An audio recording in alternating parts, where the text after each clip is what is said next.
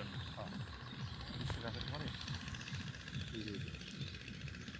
এটাই পারে আসলে একটা ভালো একজন প্লেয়ার, ঠিক আছে, কিন্তু এটা ইঞ্জুরি, খালি ইঞ্জুরি করে।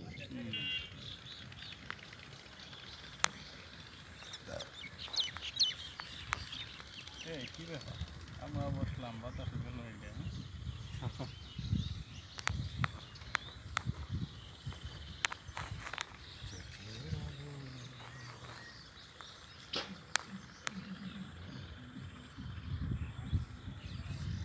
এখানে আমাদের বেশ কিছু ইতিহাস, যেমন আমরা হাঁটতে হাঁটতে গেলাম, কামাল ভাই একটা কবুতর কিনলো, কবুতর না